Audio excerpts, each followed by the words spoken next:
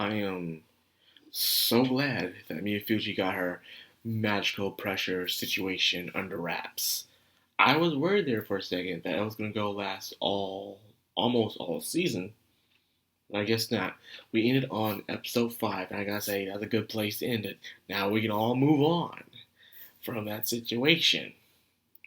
Now, before I do move on within this review, one thing I gotta say is, guys, if you're hoping for the fan service, the goody goods that we got from the first 2 seasons, it's not going to happen. It's just not. Best thing we'll get are panty shots and butt pics. That's all we're getting. The goods are gone. And we can't go back. Or we can't go forward, more like it. Because we can always go back to the original seasons. After watching the movie and Brave Witches, it's not coming back. They toned it down. I know. It sucks for some of us, mainly me. But we all need to learn to get through with this together, as the thing that linked us together of the power of fan service. We have to move on together. But let's say what else is there? Everything else is censored now these days, which worries me. Like, when I sometimes wake up screaming whether or not High School DxD next season will be censored. These things keep me up at night, people. Trust to know. Well, anyways, getting all jokes aside, let's get into the review. This episode focuses on Parain and Miyafuji Yoshika as they go to Netherland to help out the Queen. The Queen has this very beautiful flower called the Blue Tulip. A flower that's not meant to exist, but yet here it is. And it was impossible for it to bloom. Unless years ago it was helped by a witch for that to happen. So they're hoping to bring a witch there this time to see if it happens. Of course, you got the good round farmers, ones who allow anyone in the village saying, what nice country, kind of way, like, hey, how's it going? You don't need to know the person. They'll just say, hey, how's it going? Want to come in and eat? Because they enjoy company. And they also enjoy good stories. That's just how it is in the country. It's really nice. Just make sure you have a lot of bug spray and roach setups and all that stuff. You're going to need it. Trust me. Well, there's also that one guy who's the grumpy of the group, who cares more than anybody but doesn't want to show it. The best kind of tsundere. If you ask me, guy tsunderes are better than girl tsunderes. Girl tsunderes are the trope where they will just hit you all the time and say it's not because I like you or anything. So repetitive. But when it comes to a guy tsundere, they really do care about your well-being and are looking out for you. They don't insult you too much. When they do, they call you an idiot or a dum-dum or something.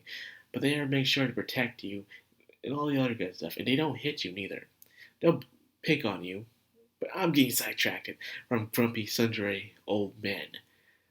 Anyways, the point of this episode, I'm guessing, is the value of hard work and responsibility. It's one of those things where you go to a new place and people hear things about you and they don't think you're up to no good. It's like a city person going to the country.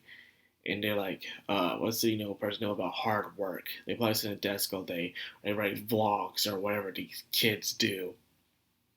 And I understand that. Sometimes you gotta prove yourself. You say you don't need to, and sure, you don't need to. But to make peace, you have to. And of course, they need to make peace in order to do it. Miyafuji, of course, is easy when it comes to this. She's walking and running like she usually does, and she sees them doing groundwork. And what she does, she immediately jumps in and helps out too. She's that type of girl, She's born and raised in the country. Country people have that kind of nice, civil way of them, that civilly, where they believe in hospitality and generosity.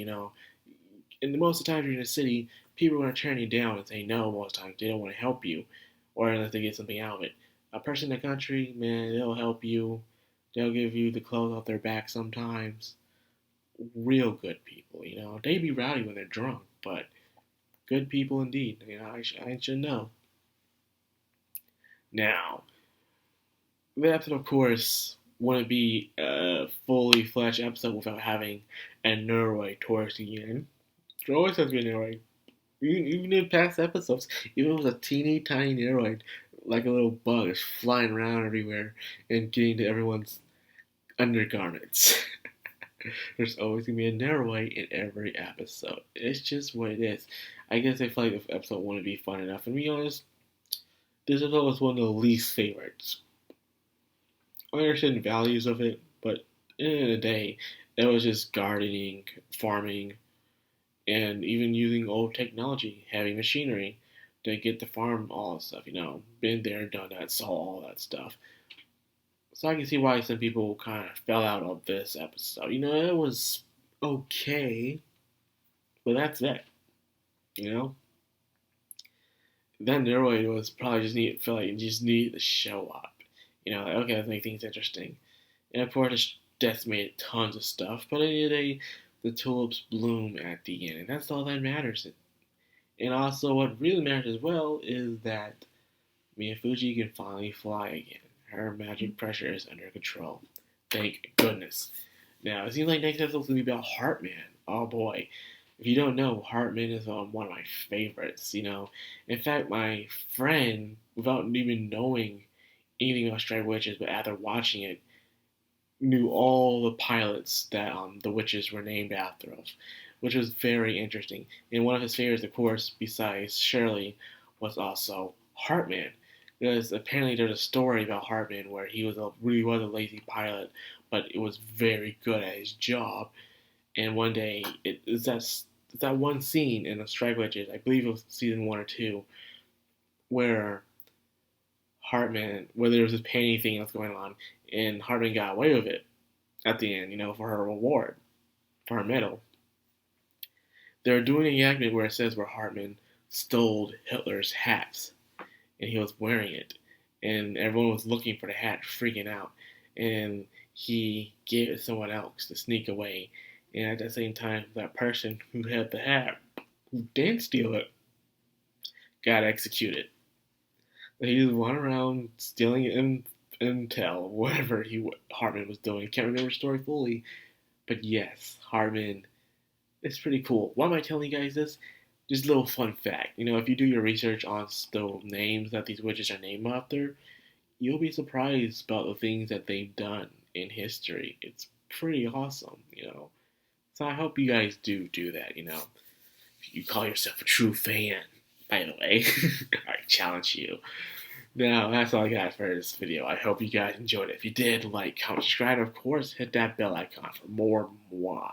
This has been Madcrown on Anime, signing out.